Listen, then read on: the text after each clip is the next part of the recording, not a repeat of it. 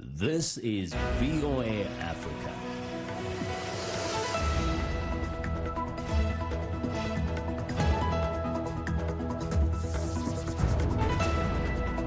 Good evening, I'm Esther Githu-Ewart. It's Wednesday, November 20th. This is Africa 54. Zimbabwean police used batons, tear gas and water cannons to crack down on supporters of the main opposition party in Harare. And Africa 54 takes a closer look at Ghana's thriving innovation and startup culture.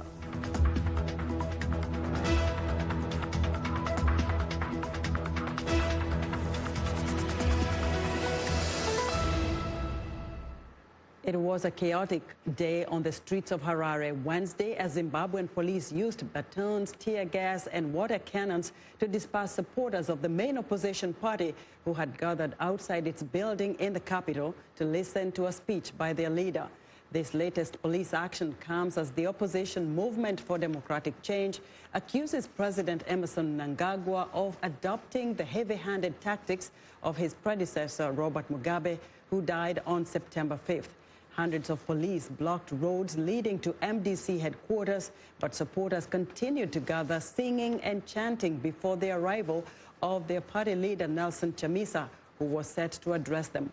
Moments after Chamisa entered the party's building, police charged the crowd with batons and fired tear gas, causing a stampede. MDC officials say the crackdown shows that the opposition party was a victim of government brutality. Zimbabwe is grappling with a severe economic crisis that has seen rolling power cuts, shortages of foreign currency, and fuel and medicines. Ethiopia's Sidama people voted Wednesday on self-determination in a referendum closely watched by other ethnic groups, also seeking more autonomy since reforms by Prime Minister Abiy Ahmed shook up the national power balance. Clutching their IDs and registration documents, voters formed long lines hours before polling stations opened at 6 a.m. local time in the city of Hawassa. The special vote for the Sidama, mostly based in the southern and south, comprising about 4% of Ethiopia's 105 million people, comes ahead of next year's general election. At least 17 people died in clashes in July between security forces and Sidama activists after the government delayed the voting by 5 months. If the referendum passes as expected, the Sidama will control local taxes, education, security, and laws in a new self-governed region that would be Ethiopia's 10th. We get more on Ethiopia's Sidama ethnic community from Matthew Larotonda. There's celebrations on the streets of Hawassa to mark a young Ethiopian couple's wedding. But the groom, Awol Bayene, says he has a bigger reason to party than his mere wedding, an upcoming referendum on autonomy for his Sidama ethnic group. The question of Sidama's statehood has been ongoing for more than 130 years. It is an issue of which our forefathers made heavy sacrifices. The referendum that will take place in about 4 days is something that makes us super excited. It's even more exciting than our wedding. The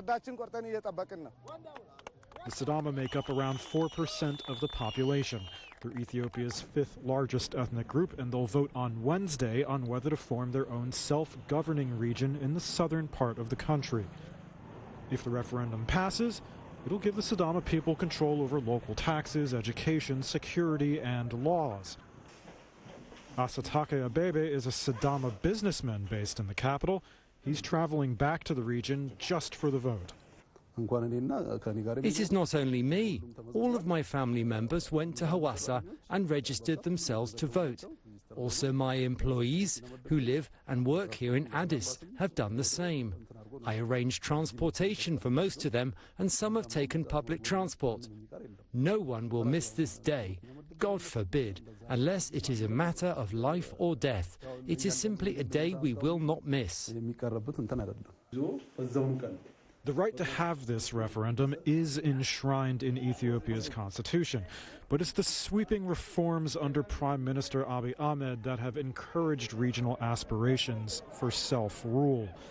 There are some concerns, though, that a surge in ethnic nationalism could lead to more unrest.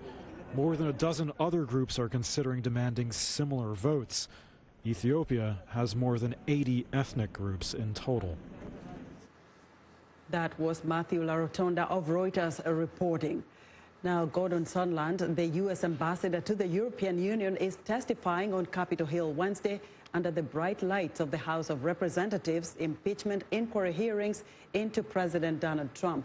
Sondland's testimony follows a riveting day of first-hand witnesses describing Trump's July 25th phone call with the Ukrainian president. VOA congressional correspondent Catherine Gibson reports. Wednesday, the pivotal day in the high-stakes impeachment inquiry, as Gordon Sondland, one of the key players in Trump's alleged irregular diplomatic channel, plans to give his public testimony. Ambassador Sondland said that in order to get a White House meeting, the Ukrainians would have to provide a deliverable, which is investigations, specific investigations. Vindman among the 4 witnesses who testified Tuesday, speaking directly on the alleged irregular diplomatic channel, including the July 25th phone call between Trump and Zelensky, which is at the heart of the impeachment inquiry. To press a foreign leader to announce an investigation into his political rival, President Trump put his own personal and political interests above those of the nation. Vindman and Jennifer Williams, an aide to Vice President Mike Pence, told lawmakers they had concerns about Trump's actions. I found the July 25th phone call unusual because, in contrast to other presidential calls I had observed, it involved discussion of what appeared to be a domestic political matter. With Vindman going as far as reporting those concerns to his superiors. It is improper for the President of the United States to demand a foreign government investigate a U.S. citizen and a political opponent. I was also clear that if Ukraine pursued an investigation, it was also clear that if Ukraine pursued an investigation into the 2016 elections, the Bidens and Burisma, it would be interpreted as a partisan play. This would undoubtedly result in Ukraine losing bipartisan support, undermining U.S. national security, and advancing Russia's strategic objectives in the region.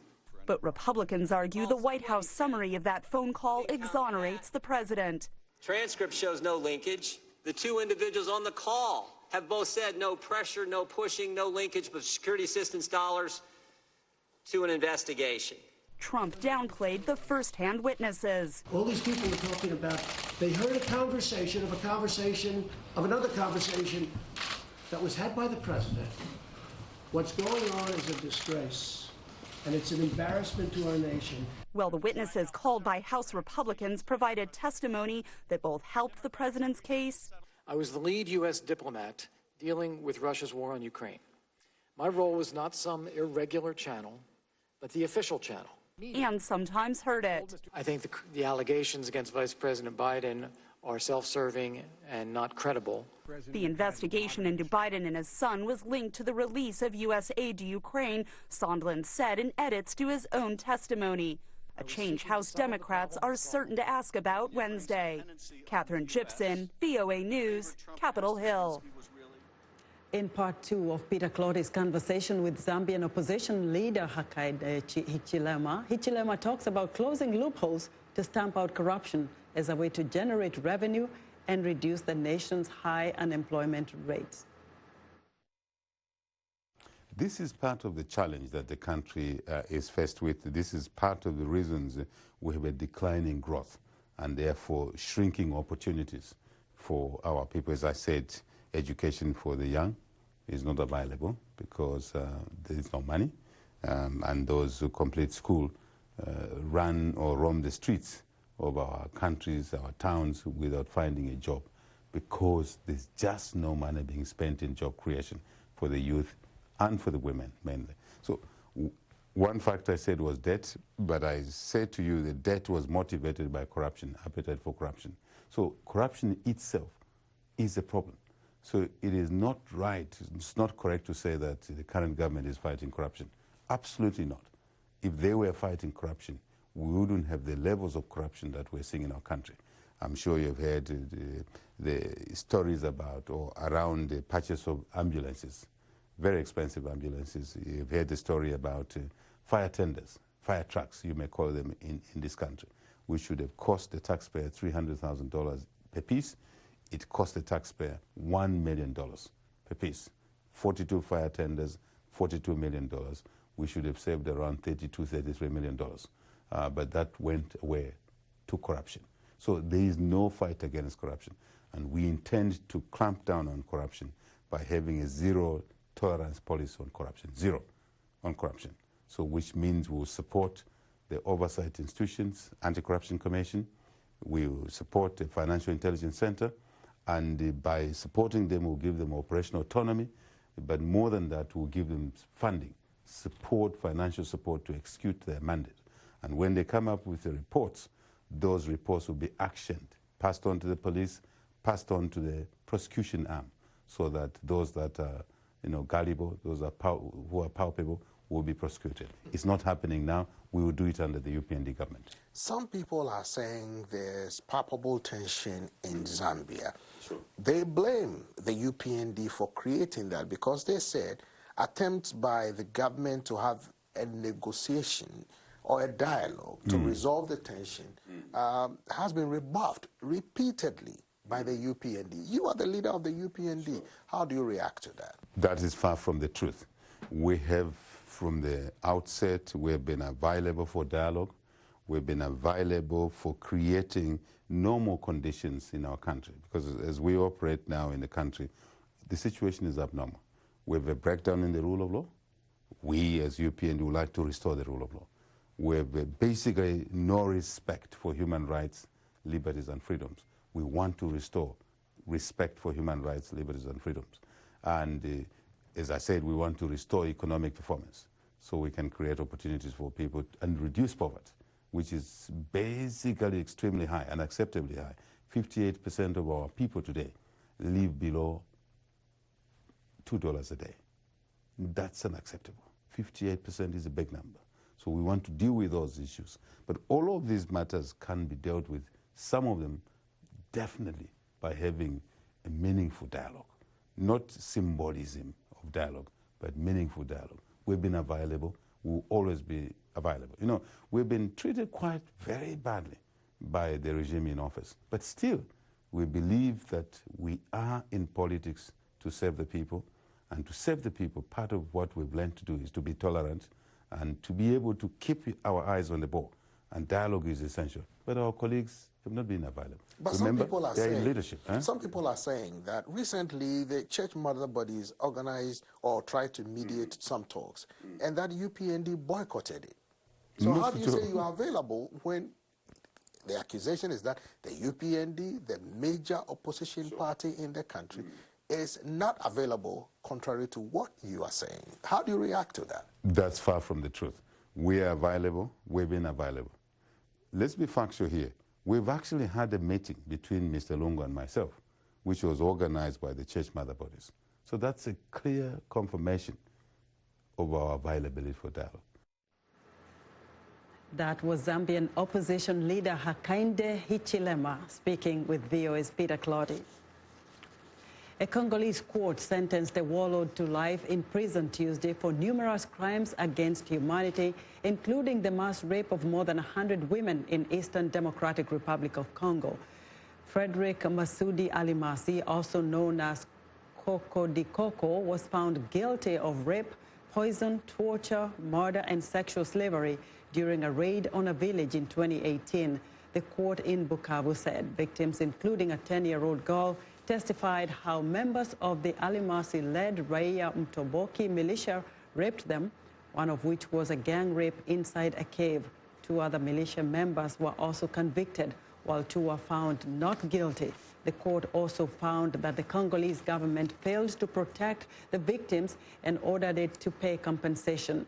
The Raia Mtomboki militia was formed in 2005 to fight Hutus from Rwanda and remains one of the most powerful armed militias in eastern DRC.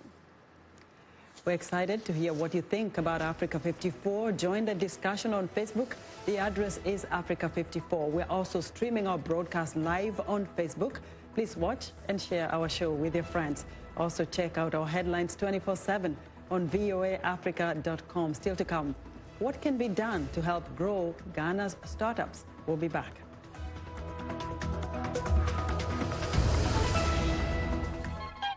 The lyrics could be French, English, but Portuguese, Bantu, Arabic. It is the beat. The African beat that counts. The beat does all the translations. It cuts across all languages and gives us the understanding that this is the African beat.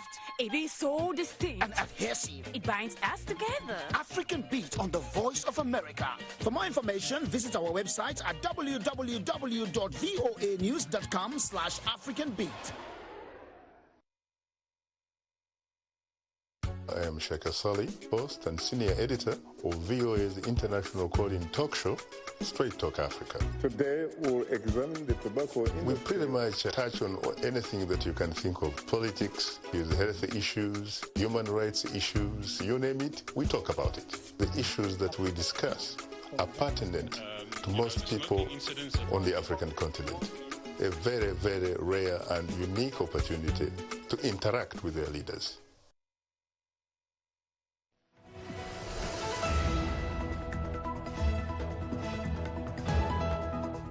I'm Clara Frank, and here's what's trending. Local school children interacted with the Tokyo 2020 Olympics mascot robots and witnessed the robots being remotely controlled for the first time. The robots showed off their human-like movements, such as moving their arms and legs. A couple of students had chances to try out the robots' communication functions, such as voice recognition and facial expression recognition. The robots will welcome athletes and guests at games venues and other games-related locations. Next up, deep in Costa Rica's Juanilama Rainforest Reserve, a community project is teaching visitors from around the world how to produce organic food. It's part of a growing ecotourism trend as tourists seek to lessen the impact of their holidays on the environment and learn sustainable practices. More than 2,000 tourists from around the globe visit the reserve each year. Visitors are also taught to dance in the Tico style and cook traditional Costa Rican food. And finally, at the heart of Chatsworth's 35,000-acre estate is the home of the Duke and Duchess of Devonshire.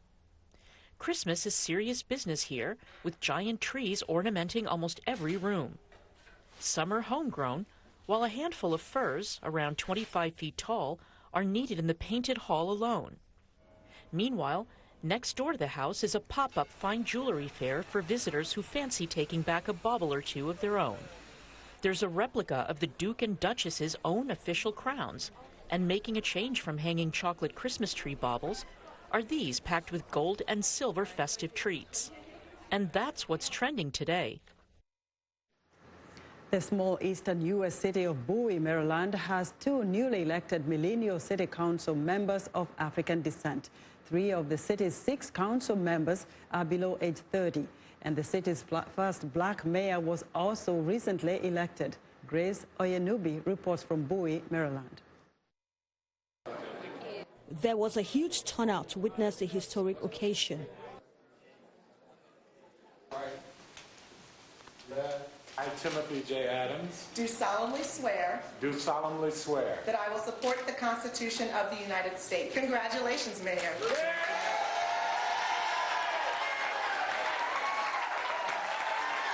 I, Adrian Boafa. I, Roxanne Deborah. according to the Constitution.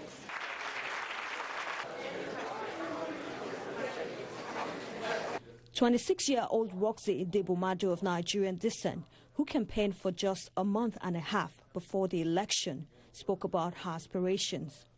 For me, it's really important to bring the voice of the residents back into the picture. I feel like Bowie City Council and just Bowie in general has been moving in this direction, and there hasn't been too much input from the residents and really including them and bringing them to the table to make sure that their voices are heard and that we're developing a community that they want to see. 25-year-old Adrian Boafo, the youngest city council member, is of Ghanaian descent. They both ran against 4 other candidates. He also spoke about his motivation to run for office. I've lived in the city of Bowie my entire life and worked in politics for a while as well, and tried to figure out what was the best thing to do to continue servicing my city and my community and my state. And I realized city council was that. There were so many issues that were affecting my neighborhoods, my neighbors, the people I've lived with my entire life. The newly elected council members had these words for young people who might want to aspire to public office. People may not understand you. People may not get your story. People may not understand where you come from, but it doesn't matter. As long as you can see your dream, know that you can touch it, and that's all that matters. Look, if you asked me 10 years ago if I was going to be here, I would have laughed at you in your face. The opportunity is yours. It's really about finding your passion, whether that doesn't have to be politics. It could be anything. Find your passion, stick to it, you know, hustle hard, have good friends and family around you, and you'll be able to succeed. And also keep God in your heart, and you got it. Bowie is the largest city in Prince George's County in the state of Maryland. Council member Roxy will represent District 4, while Adrian Boafo will represent District 3 for a 4-year tenure respectively. Grace Oyenubi, VOA News, Maryland. U.S. Democrats are holding their 5th presidential debate, Wednesday night in Atlanta, Georgia. 10 Democratic contenders are debating each other in a race that of late has been largely overshadowed by the impeachment drama in Washington. VOA national correspondent Jim Malone has more. It will be another crowded debate stage in Atlanta with 10 Democrats vying for the spotlight. The two leading contenders, former Vice President Joe Biden and Massachusetts Senator Elizabeth Warren, will be center stage. But one candidate drawing extra attention at the moment is South Bend, Indiana Mayor Pete Buttigieg. Polls show Buttigieg has surged into a lead in Iowa, the state that will kick off the caucus and primary voting in February. The more voters hear my message, the more supportive they become, and the more we're able to grow our base. Biden continues to lead in national polls and argues he would be the strongest candidate to take on President Trump next year. Let me say this. Whomever among us ends up being the nominee for the Democratic Party, the next president is going to inherit two things for certain: a nation that's divided and a world in disarray. Warren also remains near the top of the Democratic field, but finds herself on the defensive of late over her sweeping plan for a government health care program, Medicare for All. Come caucus for me and come fight alongside me, because this is our time to dream big, to fight hard, and to win. One new Democratic contender who will not be in the debate is former Massachusetts Governor Deval Patrick, who announced last week that he was entering the race. This campaign, and I think, is an opportunity to bring people together. Also, former New York City Mayor and billionaire Michael Bloomberg may join the race as well. The entry of additional candidates raises questions about the current field of contenders, says analyst Larry Sabato. It's obvious many Democratic leaders are very worried about the top echelon. Each of the candidates has problems. Too old, too young, over-experience, under-experience, and then too far left, too far right, you name it. 8 other contenders will be on stage for the Atlanta debate, including Vermont Senator Bernie Sanders, California Senator Kamala Harris, Minnesota Senator Amy Klobuchar, and New Jersey Senator Cory Booker. Jim Malone, VOA News, Washington.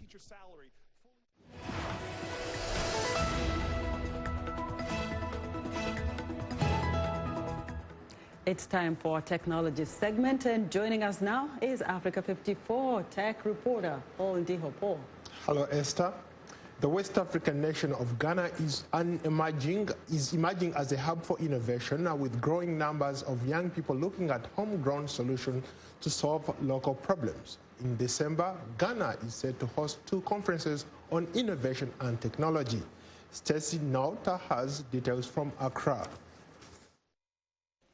Co-founder of Recycle Up, Al Hassan Baba Muniru, wants to clean up the natural environment in Ghana. But he also wants to educate, empower and support young people to pursue conservation and to make money while doing it. At the December Innovation Africa Summit in Accra, he plans to advocate for more support for young inventors, especially those looking to do green business. Even while we are in school, we are already kind of entrepreneurial. So for me, I can't be able to do a formal job, but the freedom of being able to bring my own ideas into action and to really take charge of doing something practical and something also which makes society better, it's much more fulfilling. Part of Recycle Up's work includes collecting plastic from schools to sell to people like Nelson Boateng, whose company mixes it with sand to create bricks. Boateng, who also manufactures plastic bags, says the bricks are his way of helping to clean up the environment and to provide jobs. But while Ghana is seeing a spurt in innovation, he says the country needs a lot more infrastructure to support environmentally friendly business. For innovations in Ghana, it's very, very difficult. If you don't really have the heart, you lose hope. Because, honestly speaking, when I was doing my poly bag, that is polluting the environment, I was having a lot of money. I have money. There wasn't any problem. But when I started this, when you go to the bank, they don't know this. They want something that the money will be flowing, not something new people don't know. And not something that you are trying to save the environment. Nobody will mind you on that. Supporting local technology startups is expected to be discussed at another December conference in Accra, the second annual Ghana Tech Summit. Ghanaian inventor Andrew Kwao is working to ease the burden on hospitals with technology that can diagnose chronic and tropical diseases in pharmacies. He says African healthcare industries like Ghana's are ripe for innovative solutions. I think it's going in the right direction, and you're getting, I think the climate is good. We've got a good mix of local talent, local experience, even expats coming in, seeing Ghana as a good point to start. So that also works, and you've got we've got a brain gain, like the diasporans, like people like myself, school to US, coming back, trying to bring innovation in country. You can go.